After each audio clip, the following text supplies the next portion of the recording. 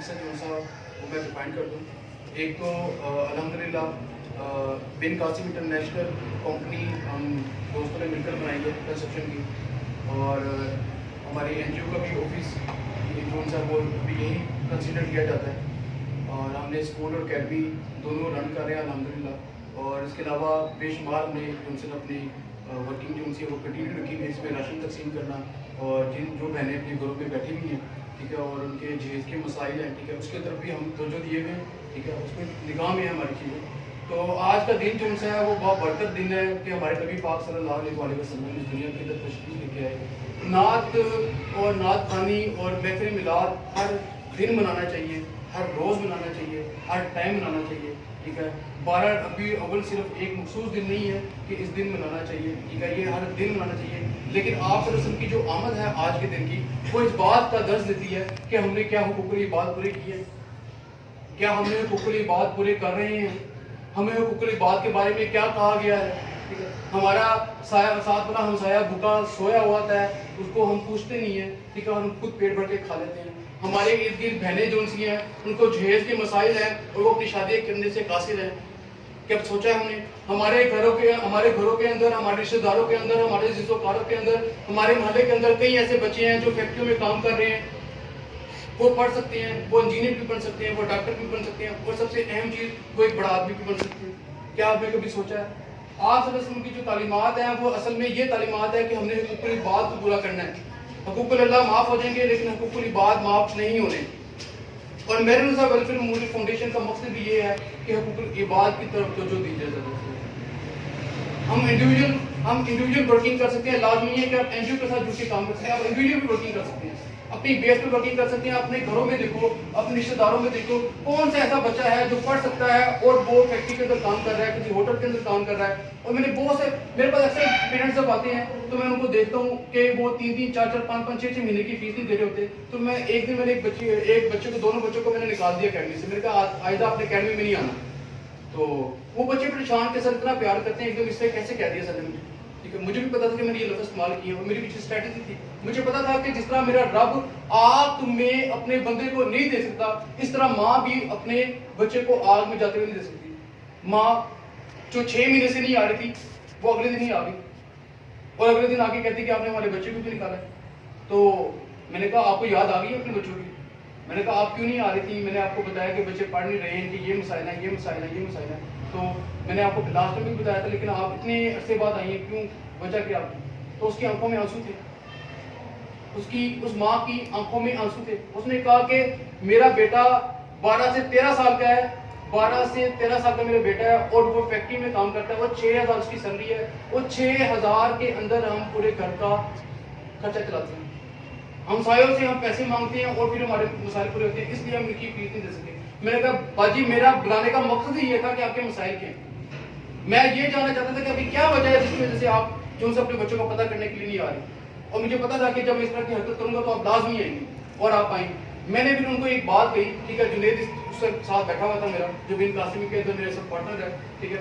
मैंने उनको ये लफ्ज़ कहा कि मैं जब तक उस्मान कासिम और बिन कासिम और ये महनूसा कि मैं एज ए CEO हूँ, मैं जिंदा हूँ, आपके बच्चे इंशाअल्लाह जब तक जहाँ तक जाएंगे पढ़ते रहेंगे। और यही हमारी सोच है, हमने अपनी सोच बदलनी है।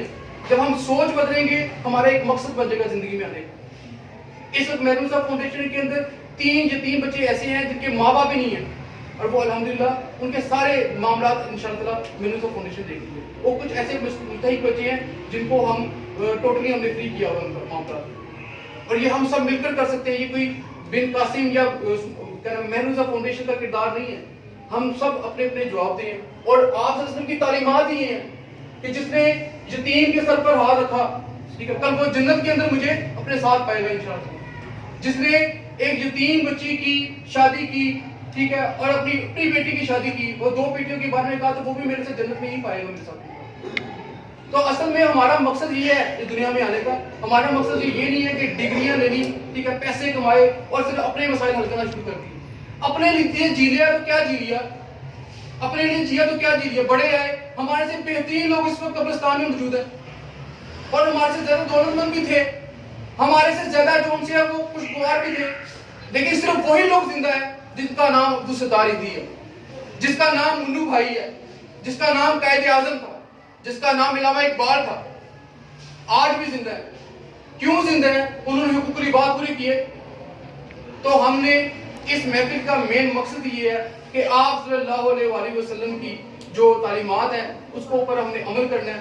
और अगर बिन कासिम किसी लेवल पर पहुंची तो इंशाअल्लाह ताला तो तारीख गवाही देगी इंशाअल्लाह ताला कि जिस मकसद के लिए हमने आज से 6-7 साल पहले ये बेड़ा उठाया था, ठीक है, तो ये इंशाअल्लाह ताला तारीख रकम करेगी। और सबसे मेन चीज़ है अल्लाह तबारक ताला हम सबको, ठीक है, अपने हिफ्ज़ो ईमान में रखे, ठीक है, इस पाकिस्तान की हिफाजत फरमाए, ठीक है, और हमें हर किस्म की गुरूर, तकब्बुर, झूठ, बेईमानी, ठीक है, इससे हमें बचाए। क्योंकि हमारी सबसे बड़ी, मैं एक किताब पढ़ा था, मुख्तसर करता हूं, मैं किताब पढ़ रहा हूँ आजकल कामयाब लोग, ठीक है, उनके अंदर सबसे पहला जो टॉपिक है वो है डिन टेक्सटाइल वालों का। वो मेरे मेंटोर हैं, ठीक है, जिस तरह मेरे हाई स्कूल के अंदर मेंटोर थे, जिस तरह मेरे जो सा वो यूनिवर्सिटी लेवल पर, कॉलेज लेवल पर मेंटोर थे, इसी तरह बिजनेस के पॉइंट ऑफ व्यू से वो मेरे सब मेंटोर हैं, मेरे मोहसिन हैं, ठीक है, एसएम नबीर साहब। मैं उनका अगर नाम नहीं लूंगा तो ये महफिल में मजा नहीं आता, क्योंकि वो एक ऐसी शख्सियत है ग्रीन टोन की तारीख में जितने भी इंजीनियर, डॉक्टर इस वक्त बने हैं, ठीक है, और जो लोग जो वाकई टैलेंटेड थे, ठीक है, उनका सारा का सारा बेड़ा उन्होंने उठाया। अभी मैं रिसेंटली सर लागी साहब के साथ एक बच्चे को लेके गया था, ठीक है, लागी साहब ने देखा, मतलब कि 20,000 रुपया हमारे कहने पर, उस बच्चा टैलेंटेड था, 20,000 रुपया मंथली उस बच्चे का लगा दिया। और एक बच्ची कल थोड़े दिन पहले आई हुई थी, यूईटी के अंदर वो पढ़ रही है, ठीक है, उसके बाद छठी सेमेस्टर की फीस देने के लिए नहीं है, छठे सेमेस्टर की फीस देने के लिए नहीं है। सर अजीम साहब ने मेरे से रब्ता किया कि बेटा इसका भी काम करवाना है, तो मैंने एक दफा सर को कहा फोन करके, एसएम नबीर साहब को, डीन टेक्सटाइल के जो एग्जीक्यूटिव डायरेक्टर हैं, उन्होंने कहा कि बेटा मसला ही कोई नहीं है, आप जो भी कहोगे इंशाल्लाह ताला हम मानेंगे, लेकिन काम एक नंबर होना चाहिए। और उनकी मैंने तारीफ पढ़ी है कि उनके एसएम मनीर जो उनके बहुत दाद हैं, ठीक है, एसएम मनीर, एसएम नसीर, ठीक है, आगे उनके एसएम मिरान जो इस वक्त एलटी के अंदर वाइस चेयरमैन है, उनकी तारीख मैंने पढ़ी है। उनकी तारीख में सिर्फ ये चीजें थी, सच बोलते थे, ईमानदारी से काम करते थे, नुकसान भी होता था उस वक्त भी अल्लाह का शुक्र अदा करते थे, ठीक है, एक बड़ी सोच लेकर निकले थे चमड़े के कारोबार को लेकर, ठीक है, और आज एक बहुत बड़ी इंडस्ट्री जिसको कहते हैं पाकिस्तान की सबसे इंडस्ट्री में एक इंडस्ट्री को गिनी जाती है। हमने वक्ती तौर पे घबराना नहीं है, ठीक है, हमने अल्लाह की ज़ात पर तवक्कुल रखनी है, ठीक है, और अपने अपने मैदान के अंदर, ठीक है, इस पाकिस्तान को रिप्रेजेंट करना है। और इंशाल्लाह ताला ये मिट्टी बड़ी दरपेज है, और इंशाल्लाह ताला और ये वो मुकाम वापस आएगा मुसलमानों का जो वो सच बोला करते थे, ठीक है, ईमान में खयानत नहीं किया करते थे, जिसे वादा करते थे तो उसको पूरा किया करते थे। वो वक्त आएगा जब हम इन चीज़ों को इस पर अमल करेंगे इंशाल्लाह ताला। तो दुआ मांगें सर, 4 मिनट।